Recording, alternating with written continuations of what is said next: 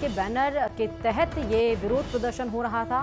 College की सीटों में 20% सीट बढ़ाने की मांग को लेकर स्टूडेंट ये प्रदर्शन कर रहे थे। पुलिस ने मौके से कुछ छात्रों को हिरासत में लिया है और जाम खुलवाया गया। तो 20% सीट बढ़ाने की मांग को लेकर ये छात्रों का जोरदार प्रदर्शन आप देख रहे हैं। भीलवाड़ा से ये बड़ी खबर है। आक्रोशित छात्रों ने रोड भी जाम कर दिया। पुलिस जब आई तो पुलिस और छात्र आमने सामने हो गए। कुछ लोगों को हिरासत में भी लिया गया, कुछ छात्रों को। उसके बाद जाम खुलवाया गया है। फिलहाल अभी स्थिति सामान्य है।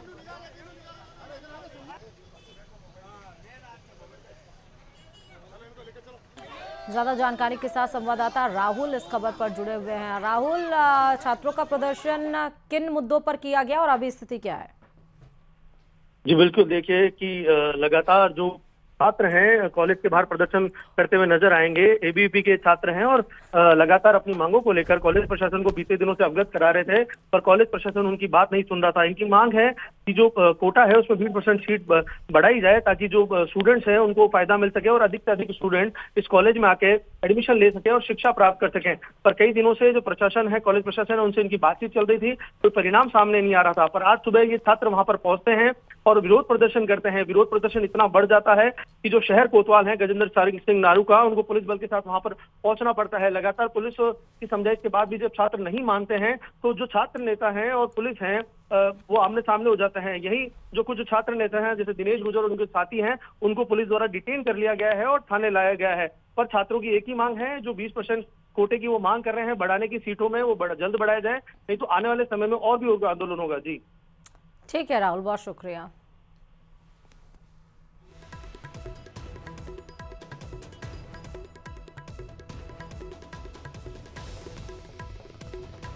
नागौर के मेड़ता से बड़ी खबर आपको बता रहे हैं। ग्रामीणों ने तहसीलदार का रास्ता रोक लिया और नाराजगी जताई है। विद्यालय की जर्जर हालत से चिंतित लोगों ने तहसीलदार की गाड़ी रोककर निरीक्षण करवाया। जर्जर हालत देख शिक्षा विभाग को निर्देश दिए गए। लोगों में डर का माहौल है। बच्चों को स्कूल भेजना बंद कर दिया है परिजनों ने।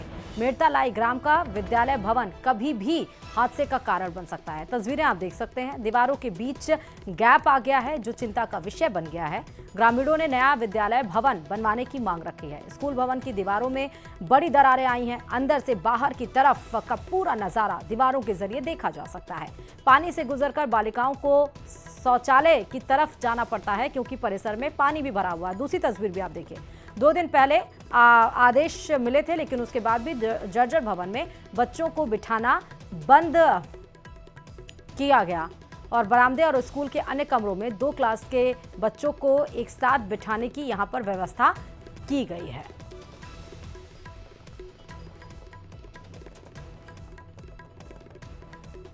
कार्यक्रम से आते हुए ग्राम लाई में ग्रामवासियों द्वारा जो है सूचित किया गया कि इनके विद्यालय में जो छत है वो खराब है, तो उसका मौका निरीक्षण किया जाए। तो मैं तुरंत ग्रामीण जनों के साथ मौके पर पहुंचा और इसका निरीक्षण किया। तो ये जो है 2-3 कमरों की स्थिति ज़्यादा ख़राब है और ये अभी आपदा प्रबंधन में जो इसकी मरम्मत के लिए भी प्रस्ताव भेजा हुआ है और इसकी फोटोग्राफ लेकर के शिक्षा विभाग को जो है मैंने भिजवा दिया है।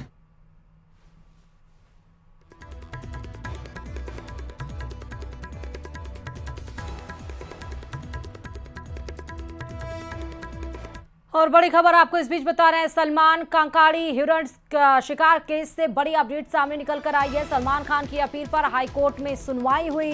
हाईकोर्ट ने सभी याचिकाएं एक साथ सुनने के निर्देश दिए हैं। जस्टिस मनोज कुमार गर्ग की कोर्ट में यह सुनवाई हुई है। अब 22 सितंबर को अगली सुनवाई होगी। लीव टू अपील पर भी हाईकोर्ट में सुनवाई होगी। सैफ, तब्बू, नीलम, सोनाली और दुष्यंत बरी थे। इस मामले में सरकार ने बरी किए जाने के खिलाफ लीव टू अपील दायर की थी।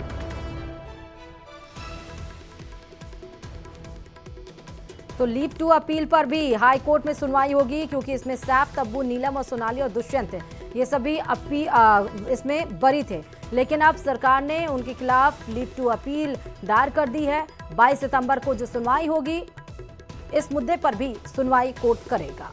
आज माननीय न्यायाधिपति श्री मनोज कुमार जी गर्ग साहब की अदालत में सलमान खान व तथा राज्य सरकार की ओर से प्रस्तुत सैफ अली, सोनाली, तब्बू, नीलम और दुष्यंत सिंह के खिलाफ जो अपील पेश की गई थी उस पर सुनवाई थी, जिस पर माननीय न्यायाधिपति श्री मनोज कुमार जी गर्ग के द्वारा पूर्व में ही आदेशित किया गया था कि जो ट्रांसफर पिटीशन सलमान खान की ओर से पेश की गई थी, जिसमें सलमान खान को अधीनस्थ न्यायालय के द्वारा मुख्य न्यायिक मजिस्ट्रेट के द्वारा 5 वर्ष का कारावास और 25,000 रुपए जुर्माना से आरोपित किया गया था तथा अन्य अभियुक्तगण सैफ अली, सोनाली, तब्बू, नीलम को संदेह का लाभ देते हुए बरी कर दिया, जिस पर राज्य सरकार की ओर से माननीय राजस्थान उच्च न्यायालय में लीव टू अपील पेश की गई थी, जिसके बाद सलमान खान के अधिवक्ताओं के द्वारा ट्रांसफर पिटीशन माननीय राजस्थान उच्च न्यायालय में पेश की गई, जिस पर माननीय राजस्थान उच्च न्यायालय के द्वारा उनकी ट्रांसफर पिटीशन स्वीकार किए जाने के पश्चात वह प्रकरण भी स्थानांतरित होकर माननीय राजस्थान उच्च न्यायालय के लीव टू अपील जो राज्य सरकार की ओर से पेश की गई थी उसके साथ संलग्न कर दिया गया था। ज्यादा जानकारी के साथ संवाददाता चंद्रशेखर इस खबर पर जुड़ चुके हैं। चंद्रशेखर, अब मुश्किलें कम होने का नाम नहीं ले रही हैं। जो लोगों की मुश्किलें कम भी थी, अब उनके ऊपर भी फिर से सुनवाई जारी होगी।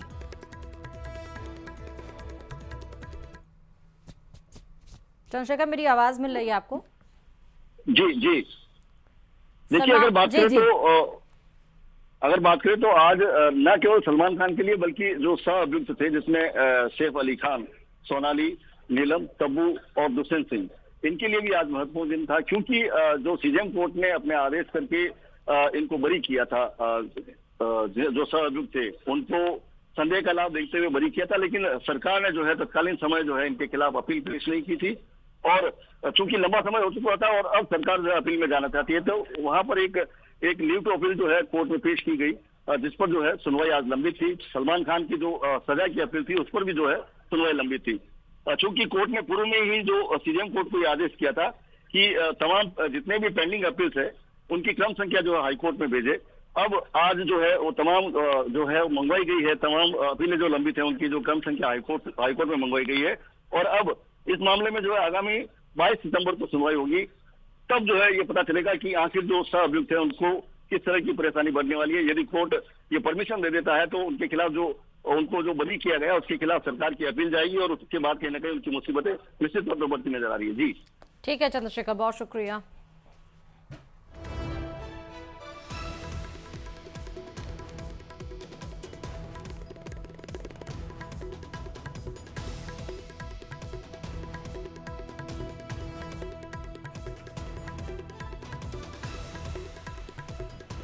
चलिए खबरों में आगे बढ़ते हुए दौसा से खबर बता रहे हैं। दौसा जिले के सिकराय उपखंड क्षेत्र के ग्राम राजवास की डोलिया माली ठाड़ी में आवागमन के लिए रास्ता न होने से करीब 500 ग्रामीण परेशान हैं। सोमवार को ग्रामीणों ने एकजुट होकर जोरदार प्रदर्शन किया और प्रशासन से जल्द पक्का रास्ता बनवाने की मांग की।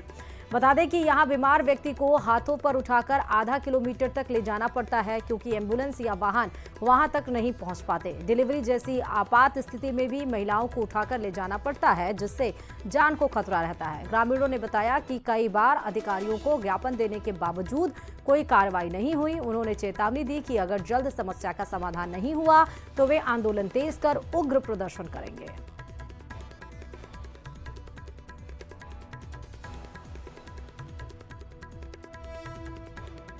जाम है और हमको मिंडे रास्ता चाहिए।